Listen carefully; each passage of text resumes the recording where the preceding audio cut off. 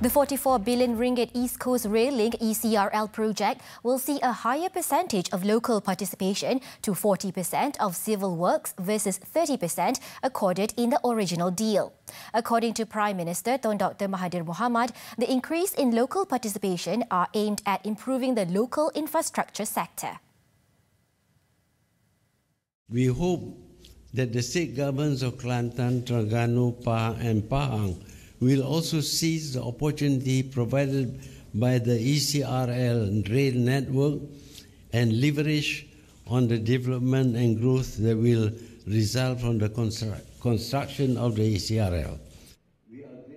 The new alignment, he said, would run through 20 stations that will now pass through 5 states and the Federal Territory of Putrajaya from 4 previously, allowing more states to partake in the economic benefits of the improved deal.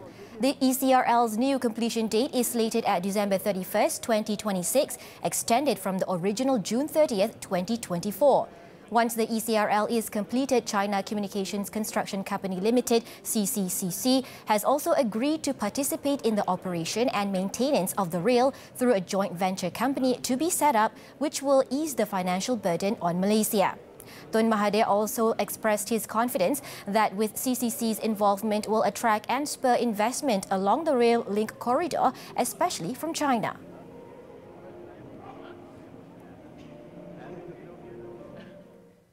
Meanwhile, Tun Dr. Mahathir also said that the CCCC has agreed to refund part of the 3.1 billion ringgit advance payment for the ECRL. The refund will begin this week and will be settled within 3 months after deductions for verified claims due to abortive works, suspension and cancellation of the northern extension.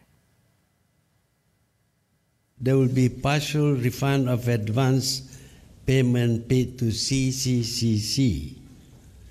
CCCC has agreed to refund part of the 3.1 billion advance payment paid for Phase 2, double-tracking Phase 2, double-tracking and the northern extension under the original contract.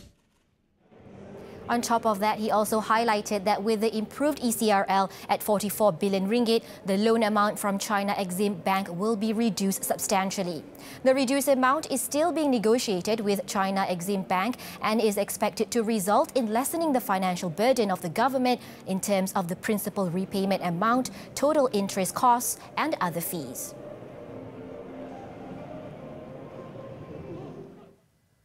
Petroleum National Berhad Petronas has made a foray into renewable energy internationally through the acquisition of Amplus Energy Solutions Private Limited, also known as Amplus, which is expected to be completed later this month.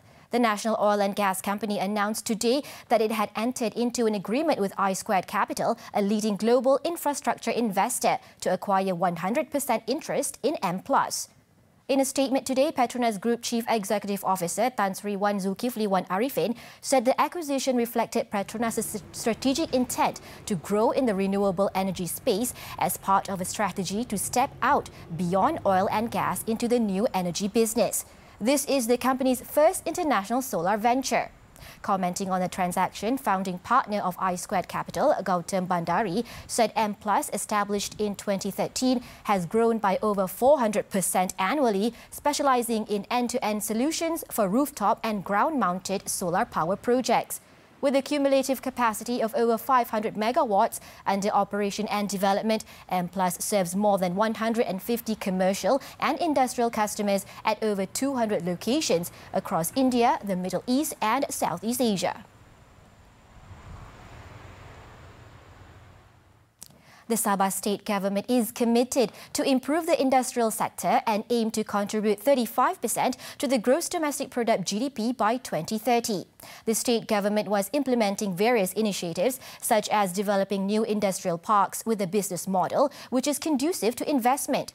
Deputy Chief Minister Datuk Sri Wilfred Madias Tangau said efforts at promoting investment opportunities need to be improved in terms of high-value downstream activities in the oil and gas industry at Sogip, woodworking at Sandakan and oil palm at Lahad Datu.